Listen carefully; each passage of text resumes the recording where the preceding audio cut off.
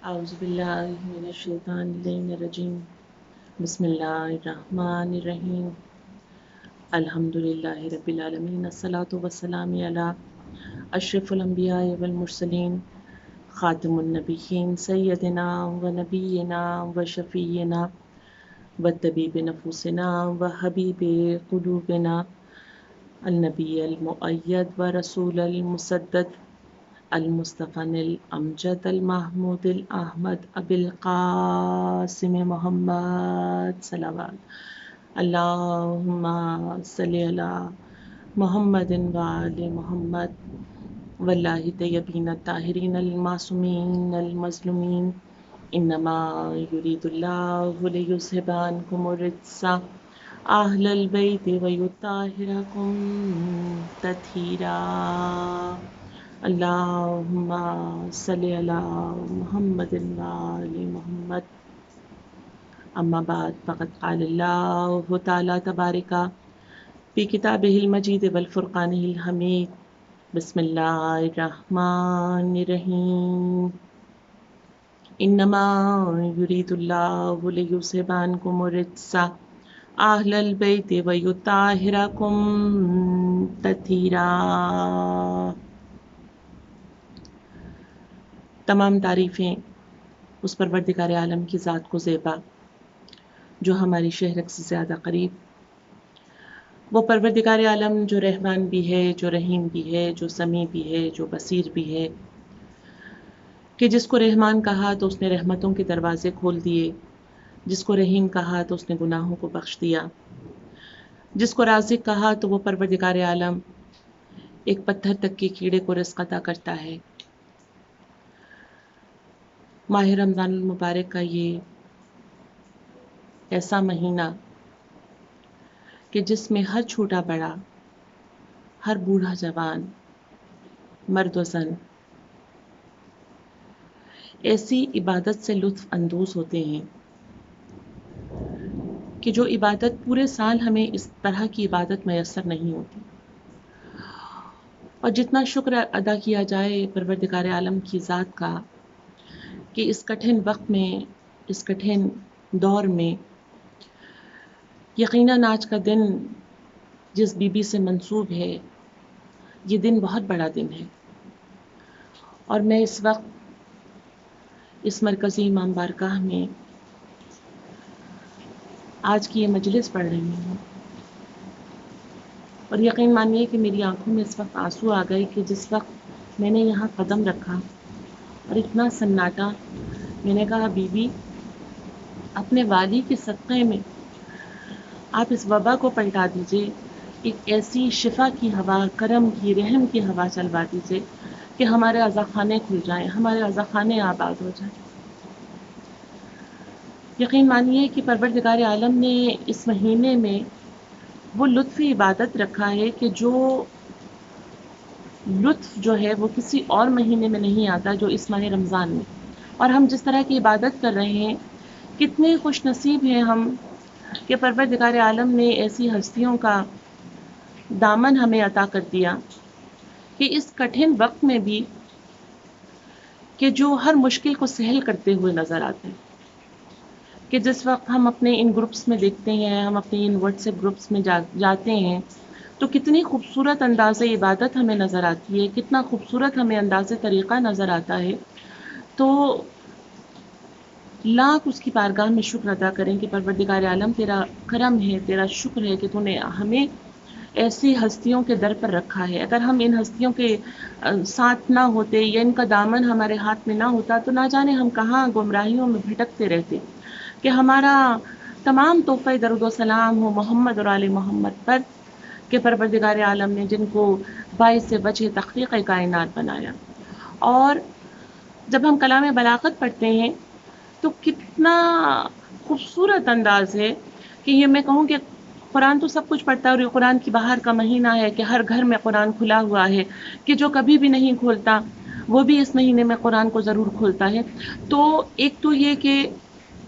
میں یہ کہنا چاہوں گی 10 بستہ کہ جتنے ہمارے گھر میں قرآن مجید کے نسخے ہمارے گھر میں رکھے ہوتے ہیں، ایک سے زیادہ بھی ہیں، دو سے زیادہ بھی ہیں، تو ہم یہ کوشش کریں کہ اس ماہ رمضان المبارک میں، اس قرآن کی بہار کے مہینے میں، ہم ہر نسخے کو، ہر قرآن کے نسخے کو تھوڑا تھوڑا ضرور کھولیں، چاہے ہم 1 صفحہ پڑھیں، چاہے ہم 2 صفحے پڑھیں، چاہے ہم 3 صفحے پڑھیں، مگر ہماری کوشش یہ ہو کہ جو قرآن ہمارے گھروں میں رکھے ہوئے ہیں وہ ہم ان مہینوں میں ضرور کھول دیں۔ اور پھر جب ہم قرآن پڑھتے ہیں تو انداز قرآن ہمارا پڑھنے کا کیا ہے کہ ہم جلدی جلدی میں پڑھتے چلے جاتے ہیں، مگر اگر ہم اس قرآن کو اس انداز میں پڑھیں کہ ہم قرآن بھی پڑھیں اور آل محمد کے فضائل کے موتی بھی اس قرآن سے چنتے ہوئے نظر آئیں، تو اس کا مزہ بھی دو بالا ہو جائے گا، اس کا لطف بھی دو بالا ہو جائے گا، کہ جگہ جگہ پر چاہے سورہ بقرہ ہے، چاہے سورہ آل عمران ہے، چاہے سورہ نساء ہے، سورہ تحریم ہے، چاہے ہم آخری پارے کی صورتوں کو اٹھا کر دیکھیے کہ جس میں ہمیں سورہ وضحیٰ بھی نظر آتی ہے، بارہا آپ لوگوں نے شرف پایا ہوگا اس کی تلاوت کا، کہ کتنا عظیم الشان یہ سورہ مبارکہ ہے، کہ پروردگار عالم جس کا آغاز بھی قسم سے کر رہا ہے، اور کیسی قسم سے کر رہا ہے کہ پروردگار عالم ایک ایک نہیں 2 نعمتوں کی قسم کھا رہا ہے، کہ اللہ نے دن ہمارے لیے نعمت قرار دیا، اس کی قسم بھی کھائی، اللہ نے رات ہمارے لیے نعمت قرار دی، اس کی قسم بھی کھا رہا ہے، اور اس کے بعد پھر اپنے حبیب کو تسلی دے رہا ہے کہ وہ حبیب کے جو باعث وجہ تخلیق کائنات ہے، کہ وہ حبیب کے جس کے صدقے میں پروردگار عالم نے زمین کا بچھونا بچھایا، اس آسمان کا شامیانہ تانا، اس چاند و ستاروں کے قندیلوں کو روشن کیا، بہتے ہوئے دریاؤں کو جاری کیا، کہ پروردگار عالم نے جس حبیب کے صدقے میں اس کائنات کو بنایا، پروردگار عالم ان آیات کے ذریعے سے اپنے حبیب کو تسلی بھی دیتا ہے، اپنے حبیب کو تشفی بھی دیتا ہے کہ میرے حبیب آپ گھبرائیے مت۔ یعنی کوئی وقت ایسا تھا کہ سرور کائنات احمد مجتبیٰ محمد مصطفیٰ گھبرا بھی رہے تھے، پریشان بھی ہو رہے تھے، تو اللہ نے قلب محمد مصطفیٰ پر ان آیات کے ذریعے سے مرہم رکھا کہ میرے حبیب آپ گھبرائیے مت، آپ پریشان مت ہوئیے، کہ اللہ عنقریب آپ کو اتنا عطا کرے گا کہ آپ خوش ہو جاؤ۔ اور کہا کہ پروردگار عالم میرے حبیب کیا تم یتیم نہیں تھے کہ ہم نے تمہیں پناہ دی؟ کیا تم بے زر نہیں تھے کہ ہم نے تمہیں مال و زر عطا کیا؟ بس ان آیات کو یہیں روک کر اب اس کیا کہنا ان ہستیوں کے مرتبے کا کہ جن کے فضائل کو اللہ نے ان آیات قرآنی کے پسے پردہ چھپا کر رکھا۔ اب یہ اپنی بصیرت ہے، اپنی بصارت ہے کہ کون کس حد تک ان فضائل کو ڈھونڈ سکتا ہے، ان فضائل سے وہ موتی پا سکتا ہے کہ جو پروردگار عالم نے ان آیاتوں میں پنہا کر کے رکھے ہوئے ہیں، کہ یہ وہ آیت مبارکہ کہ پروردگار عالم ایک ایک نہیں 2 ہستیوں کی تعریف کر رہا ہے۔ اور کن ہستیوں کی تعریف کر رہا ہے؟ اب سب سے پہلے تو آپ یہ دیکھیے کہ پروردگار عالم جو کن فیکن کی منزل پر ہے، کہ وہ رحمان بھی ہے، وہ رحیم بھی ہے، وہ سمیع بھی ہے، وہ بصیر بھی ہے، وہ علی کل شیء قدیر۔ اور وہ علی کل شیء قدیر جو ہے وہ قسم کھا رہا ہے، اور قسم کس چیز کی کھا رہا ہے؟ انسان جب اپنے کلام میں شدت یقین پیدا کرنا چاہے تو اس وقت قسم کھاتا ہے، اور پروردگار عالم کہ جس نے ہمیں حکم نماز دیا، حکم روزہ دیا، حج کے احکام ہمیں بتا رہا ہے، روزے کے احکام بتا رہا ہے، مگر نہ نماز کا حکم دیتے ہوئے قسم کھائی، نہ احکام حج بتاتے ہوئے قسم کھائی، نہ ہمیں روزے کے احکام بتاتے ہوئے قسم کھائی، بلکہ یہاں عجب منزلت ہے کہ وہ قادر مطلق ایک ایک نہیں 2 نعمتوں کی قسم کھا رہا ہے، کہ دن کی نعمت کی قسم بھی ہے اور رات کی نعمت کی قسم بھی ہے۔ 10 بستہ اس کی بارگاہ میں عرض کریں کہ پروردگار عالم تو قسم کیوں کھا رہا ہے؟ تو ویسے ہی ہمیں بتا دیتا تو ہم یقین کر لیتے، جس طرح تو نے ہمیں احکام دین بتائے، احکام شریعت بتائے، اصول دین بتائے، تو ہم یقین کر رہے ہیں۔ قیامت کا بتایا، جنت کا بتایا، دوزخ کا بتایا، حور و ملک کا بتایا، تمام انبیاء و مرسلین کی تعریفیں اور عظمتیں بیان کی، تو ہم یقین کر رہے ہیں پروردگار عالم ایسی کون سی بات ہے کہ جس کے لیے تو پہلے قسم کھا رہا ہے اور اس کے بعد پھر تو اپنے سلسلہ کلام کو آگے جاری کر رہا ہے؟ تو جواب یہ آئے گا کہ دیکھو جو میں جانتا ہوں وہ تم نہیں جانتے۔ وہ حکیم اول کہ جو یہ بات جانتا ہے کہ ایک زمانہ ایسا آئے گا کہ لوگ میرے حبیب کی ہر فضیلت کو مانیں گے، کہ یہ طٰہٰ بھی ہے، یہ یاسین بھی ہے، یہ مدثر بھی ہے، یہ منذر بھی ہے، ہر حبیب کی فضیلت کو مانیں گے، مگر نہیں مانیں گے، انکار کریں گے تو دو چیزوں سے انکار کریں گے. تو جب دنیا انکار کرے گی تو قدرت ایک ایک نہیں دو دو نعمتوں کی قسم کھا کر کہے گی کہ میرے حبیب مجھے دن کی قسم بھی ہے، مجھے رات کی قسم بھی ہے کہ تجھے پالا ہے تو ابو طالب نے پالا ہے، اور تجھے مال و زر دیا ہے تو ختیجہ نے مال و زر عطا ہے.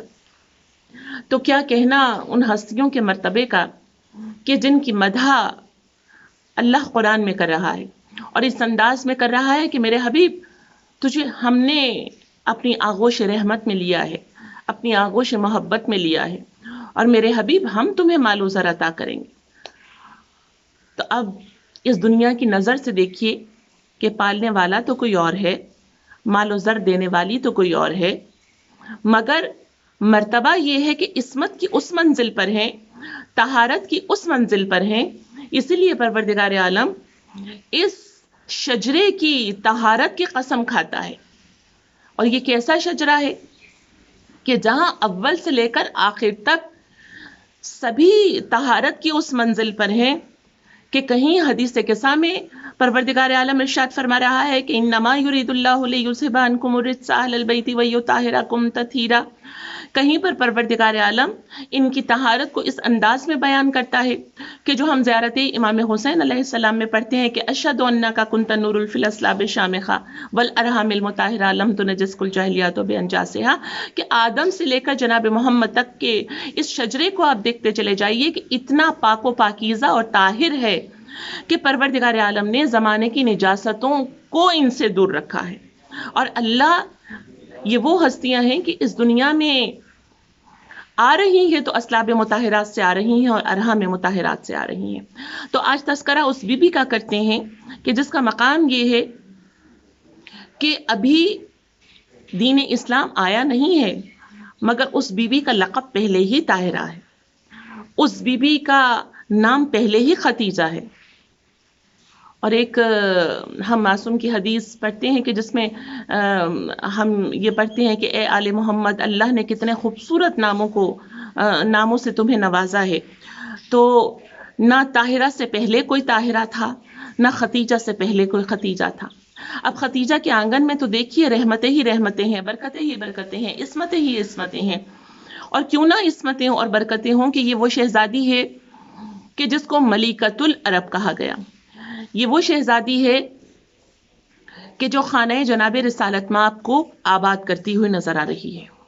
یہ وہ شہزادی ہے کہ جب کوئی رسول کا ساتھ نہیں دے رہا تھا تو اس بی بی نے اپنی دولت سے بھی،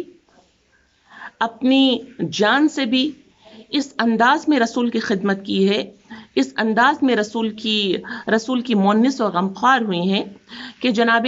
رسالت مآب کی زندگی کو سہل کرتی ہوئی نظر آ رہی ہے یہ شہزادی. اور آپ دیکھیے کہ پروردگار عالم نے اس بی بی کا مقام بھی اس انداز میں رکھا ہے کہ اسی شجرے میں جناب ختیجۃ الکبریٰ کو شامل کیا ہے کہ جناب ختیجۃ الکبریٰ کی اگر ہم اجداد کو دیکھیں تو چوتھی نسل میں سے بی بی کا تعلق جو ہے وہ جناب قصے سے جا کر ملتا ہے کہ جو اجداد جناب رسالت مآب صلی اللہ علیہ وآلہ وسلم، اور وہیں سے یہ دو راستے نظر آتے ہیں. یعنی اگر میں یوں کہوں تو بے جانا ہوگا کہ سورہ رحمان کی ایک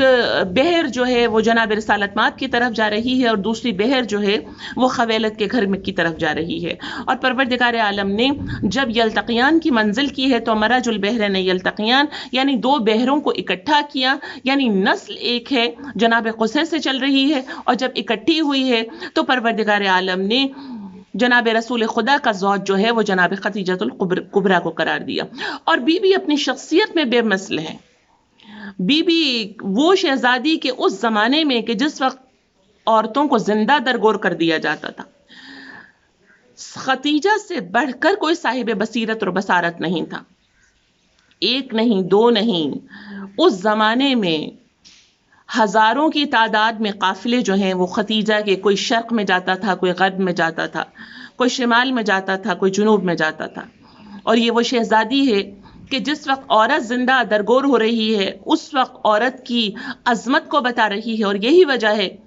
کہ آپ دیکھیے کہ اس بی بی کا مقام کیا ہے، کہ یہی وجہ ہے کہ پروردگار عالم نے اس بی بی کو وہ مقام اور وہ مرتبہ عطا کیا کہ حل جزاء الاحسان الا الاحسان کی منزل کے جناب خدیجۃ الکبریٰ نے اپنی ساری زندگی وقف کر دی اپنے والی کے چہرے پر ایک مسکراہٹ کے لیے. تو پروردگار عالم نے اس کا صلہ یہ دیا ہے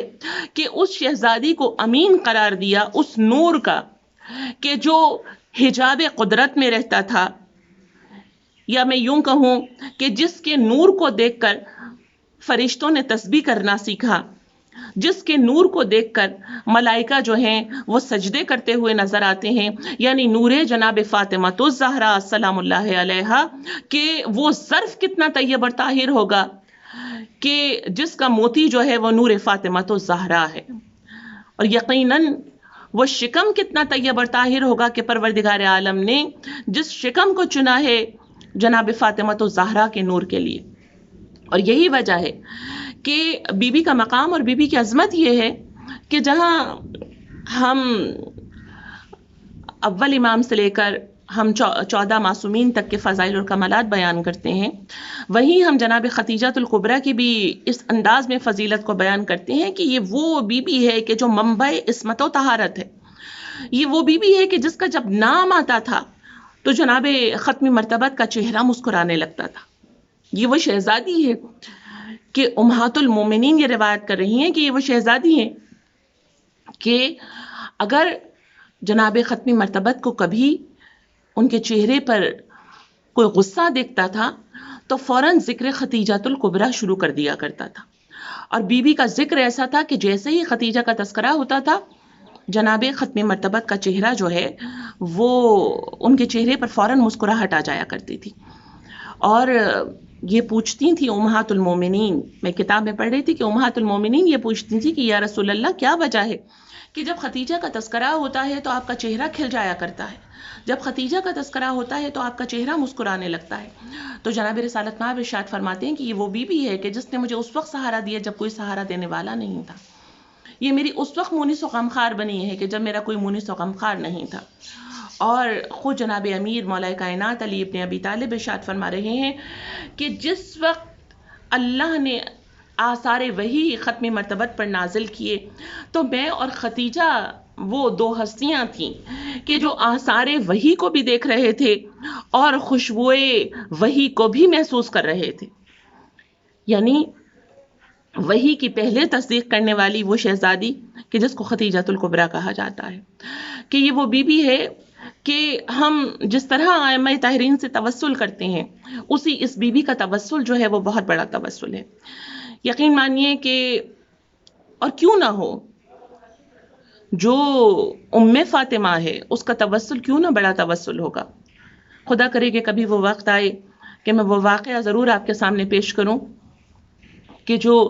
مکے کی سرزمین پر ایک شخص کے ساتھ ہوا. اور وہ کیسا شخص تھا کہ جو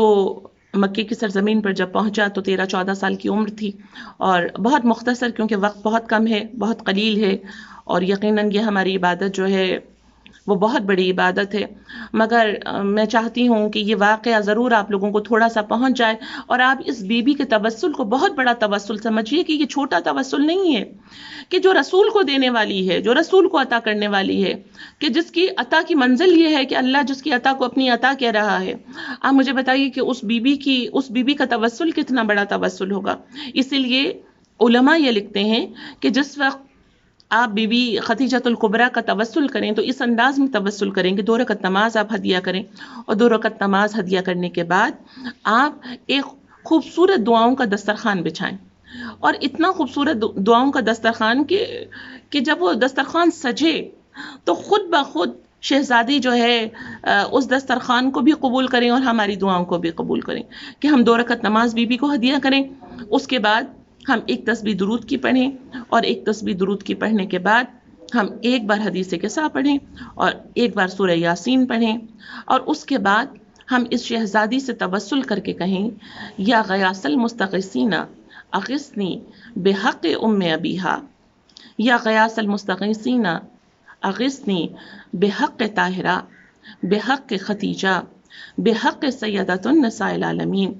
شہزادی وہ کہ اس کا ایک لقب جناب امیر نے مولا کائنات نے کہا کہ بی بی خدیجۃ الکبریٰ سیدۃ النساء العالمین میں سے ہیں. اور پھر میرے مولا اسی بات کی وضاحت کرتے ہوئے کہتے ہیں کہ اللہ نے 4 بیویوں کو یہ شرف عطا کیا کہ جن کو سیدۃ النساء العالمین بنایا. ایک بیوی وہ کہ جس کو آسیہ کہا گیا، دوسری بیوی وہ کہ جس کو مریم کہا گیا، تیسری بیوی جناب خدیجہ الکبریٰ، اور چوتھی بیوی وہ کہ جو فاطمہ الزہرا سلام اللہ علیہا. اور پھر کہا کہ فاطمہ تو افضلہما، کہ ان چاروں میں فاطمہ جو ہے وہ سب سے افضل ہے. اور پھر کہا کہ خدیجہ ام فاطمہ، کہ خدیجہ وہ ہے کہ جو فاطمہ کی بھی ماں ہے. اور یہ دونوں ماں بیٹیوں کا کیسا رشتہ ہے کہ جس وقت خدیجہ کا کوئی مونس و غمخوار نہیں تھا، جناب رسالت مآب کا ساتھ دینے کی وجہ سے عورتوں نے ملنا چھوڑ دیا تھا، تو ایک مرتبہ جناب خدیجہ الکبریٰ نے جناب رسالت مآب سے کہا کہ میں اپنی تنہائی سے تنگ آ گئی ہوں، کہ بعض اوقات میرے سے کوئی بات کرنے والا نہیں ہوتا. تو جناب ختمی مرتبت نے تسلی بھی دی تھی اور تشفی بھی دی تھی. اس وقت کچھ ہی لمحے کے بعد جناب خدیجہ الکبریٰ مسکراتی ہوئی جناب رسالت مآب کے پاس آئیں اور کہا کہ اے خدا کے رسول، اللہ نے مجھے اس انداز میں تسلی و تشفی دی ہے، اس انداز میں سکون قلب عطا کیا ہے کہ جو بہترین سکون قلب کا سامان ہے. خدا کے رسول نے پوچھا کہ اے خدیجہ بتاؤ. تو جناب خدیجہ نے کہا کہ جب میں آپ سے یہ بات کہہ کر چلی اور میں اپنے حجرے میں گئی تو میرے حجرے میں جب میں یہ بات سوچ رہی تھی تو میرے شکم میں موجود بچہ مجھ سے کلام کرتا ہوا یہ کہتا ہے کہ اے اماں، آپ گھبراتی کیوں ہیں؟ آپ پریشان کیوں ہوتی ہیں؟ آپ کا کوئی ساتھ دینے والا نہیں ہے، آپ سے کوئی کلام کرنے والا نہیں ہے، میں آپ کے شکم میں رہ کر آپ سے کلام کروں گی. اور یہ وہ شہزادی ہے کہ جو شکم مادر میں اپنی ماں سے کلام کرتی ہے، اپنی ماں سے گفتگو کرتی ہے، اپنی ماں کی مونس و غمخوار ہے. تو یہ وہ ہم بات کر رہے تھے کہ اس بی بی کے توسل کی، اس بی بی کے وسیلے کی. تو جب ہم اس بی بی کو وسیلہ بنا کر یہ خوبصورت دعاؤں کا دسترخوان بچھا کر اس بی بی سے طلب کریں گے تو ایسا ہو ہی نہیں سکتا کہ رسول کو دینے والی ہماری جھولیوں کو خالی بھر دے، ہماری جھولیوں کو خالی واپس پلٹا دے. نہیں، ایسا نہیں ہو سکتا. اور ایک بہت خوبصورت جاتے جاتے مصائب سے پہلے بس یہ 2 جملے کہ جاتے جاتے اس بی بی کے توسل سے آپ 2 جملے سن لیجئے گا. اور یہ وہ ایک چھوٹی سی بی بی کا ایک آپ وظیفہ کہہ لیں، ایک آپ یہ بی بی کے در سے ایک عطا کہہ لیں کہ آپ 2 رکعت نماز بی بی کو ہدیہ کریں اور مصلی عبادت پر بیٹھ کر. یہ ان کے لیے ہے خاص طور پر کہ اس زمانے میں جن کی کوئی رقم پھنسی ہوئی ہے، جن کا کوئی نقصان ایسا ہوا ہے کہ کوئی ان کا پیسہ دینے کو تیار نہیں ہے، تو آپ خانہ خدا کے قریب ہیں تو آپ وہاں پر خانہ خدا کے پردے کو پکڑ کر یہ دعا مانگے کہ اے کعبے کے مالک، تجھے اس اپنے عظیم گھر کا واسطہ میں جناب خدیجہ الکبریٰ کی یہ منت مانتی ہوں کہ پروردگار عالم، اگر میری یہ رقم مجھے واپس مل جائے تو میں بی بی خدیجہ الکبریٰ کے نام کا طواف کروں گی. اور اگر ہم کعبے سے دور ہیں تو آپ 2 رکعت نماز پڑھیے، مصلی عبادت پر بیٹھیے اور مصلی عبادت پر ہی بیٹھے بیٹھے آپ یہ نیت کیجئے کہ پروردگار عالم میری اس پریشانی کو دور کر دے، میری اس مشکل کو دور کر دے، تو میں شہزادی کے نام کے طواف جو ہیں وہ اپنی نیابت میں کسی سے کرواؤں گی. اب یقین مانیے کہ یہ اتنا مجرب عمل ہے، میں نے کیا، پروردگار عالم نے اس بی بی کے توسل سے میرے ہر پریشانی کو، ہر مشکل کو آسان بنایا. اور کیوں نہ آسان بنائے، یہ اس کی ماں ہے کہ جو ہماری مشکلوں کو آسان بناتی ہے. یہ اس کی ماں ہے کہ جس کے در سے کبھی کوئی سائل خالی ہاتھ نہیں گیا. اور آج ہم اسی بی بی کو پرسا دینے کے لیے یہاں پر بیٹھے ہیں. عزادارہ نے جناب خدیجہ الکبریٰ، یہ وہ شہزادی، آپ ماں کا پرسا دینے کے لیے بیٹھے ہیں نا جناب فاطمہ الزہرا کو، اور اسی انداز میں جناب فاطمہ الزہرا کو پرسا دیجیے گا جس انداز میں آپ امام بارگاہوں میں بیٹھ کر پرسا دیتی ہیں، جس انداز میں آپ فرش مجلس پر بیٹھ کر پرسا دیتی ہیں. آپ یہ مت سمجھیے گا کہ ہم اپنے گھر میں بیٹھے ہوئے ہیں، آپ یہ سمجھیے گا کہ فرش مجلس بچھا ہوا ہے، ہم اسی مجلس پر بیٹھ کر سیدہ کو پرسا دے رہے ہیں، اس کی یتیمی کا پرسا دے رہے ہیں، اس ماں کا پرسا دے رہے ہیں عزادارو کہ جو اس دنیا میں سے جب گئی ہے تو میری بیوی کا سن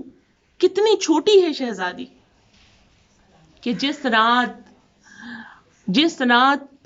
یہ بیوی اس دنیا سے سفر کر گئی وہ ماں کے سرہانے بیٹھی رہی اور اپنے ننھے سے ہاتھوں سے ماں کے چہرے سے وہ موت کا پسینہ صاف کرتی رہی. اور عزاداران امام وہ شہزادی کہ جو وصیتیں کر رہی ہے، اور کس کو وصیتیں کر رہی ہے؟ خدا کے حبیب کو وصیت کرتی ہوئی نظر آ رہی ہے کہ یا رسول اللہ میری بچی بہت چھوٹی ہے، میرے بعد آپ فاطمہ کا خیال رکھیے گا. یا رسول اللہ میں آپ کا حق ادا نہیں کر سکی. اور عزادارو آج پرسا دیجیے گا آپ اس شہزادی کا کہ جس کی قبر کو دیکھ کر جناب رسالت مآب نے کہا تھا اے قبر ختیجہ پر فشار نہ ہونا، اے قبر ختیجہ پر سختی کو آسان کر دینا. اور عزادارو وہ ختیجہ کہ جس کی قبر کو جناب رسالت مآب نے اس انداز میں سجایا ہے کہ پہلے خود قبر ختیجہ میں لیٹے ہیں، اس کے بعد جناب ختیجہ کی تدفین کی ہے. یہ وہ ختیجۃ الکبریٰ کہ جو اپنی بیٹی سے یہ وصیت کر رہی ہے فاطمہ اپنے بابا کو کہنا کہ اپنے کرتے کا کفن مجھے دے دیں. عزاداران امام وہ بخار اتنا بڑھا کہ کمزوری جسم پر غالب آ گئی. اور عزاداروں کتابوں میں یہ روایت لکھا ہے کہ شیب ابی طالب کی سختیاں ختیجہ کی زندگی کو کھا گئیں،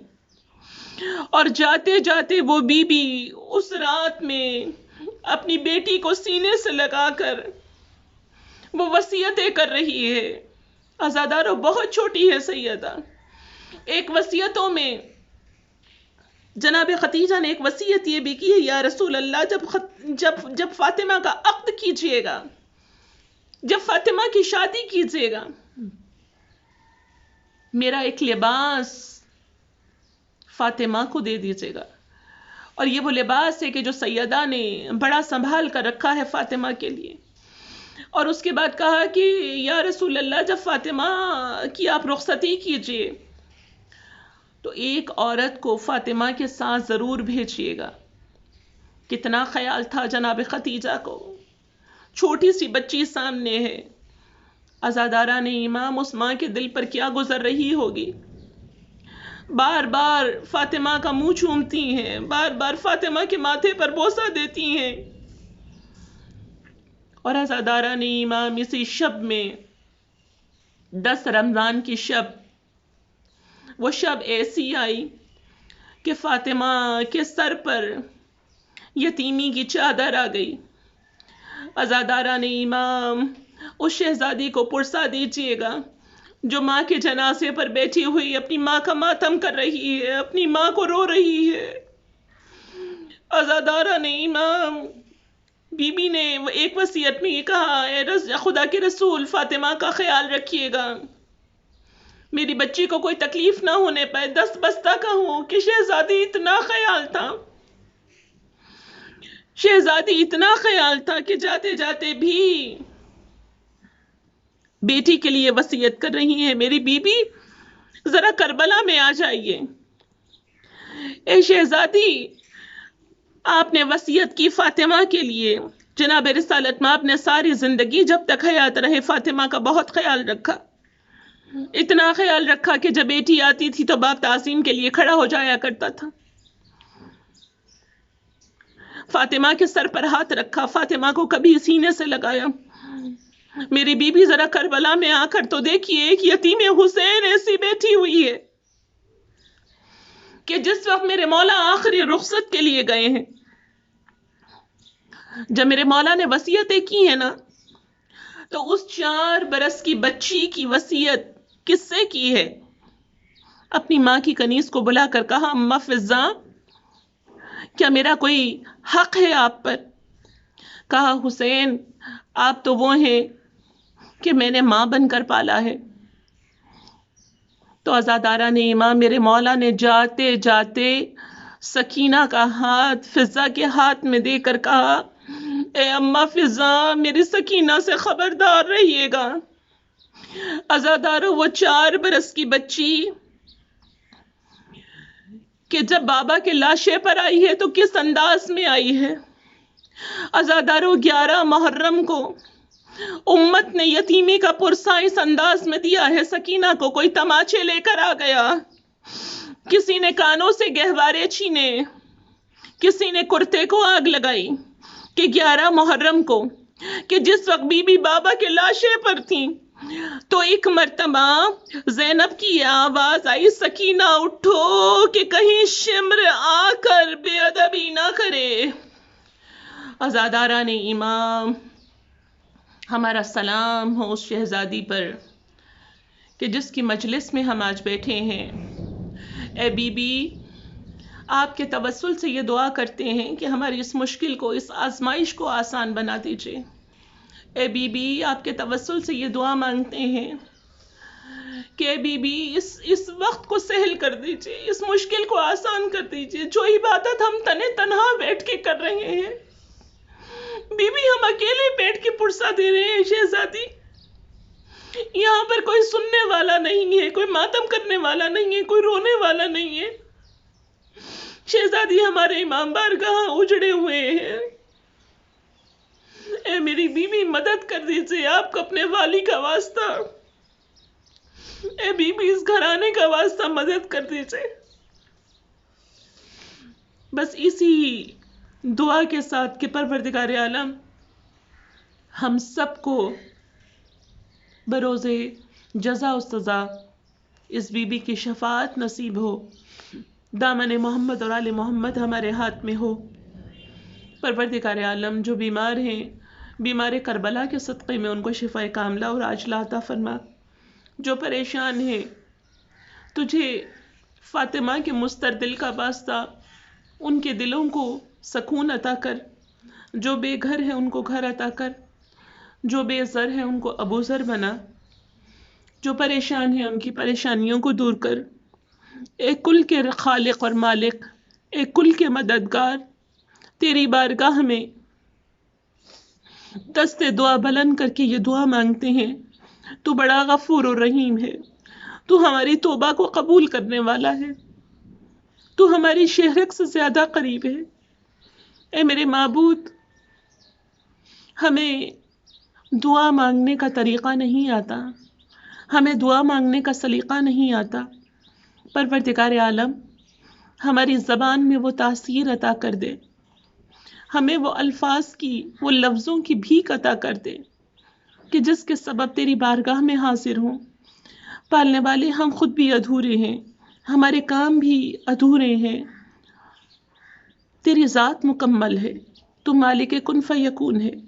ہمارے ادھورے کاموں کو مکمل کرتے. اے اول سے اول، اے آخر سے آخر، ساری تعریفیں تجھے زیبا ہیں. پروردگار ہماری اس قلیل سی عبادت کو اپنی بارگاہ میں عبادت کثیر میں شمار کرنا. پروردگار عالم کہیں کوئی غلطی کو کوتاہی ہو گئی ہو تو درگزر کر دینا. ربنا تقبل منا انک انت السمیع العلیم. اللہم صلی علی محمد وآل محمد وعجل فرجہ.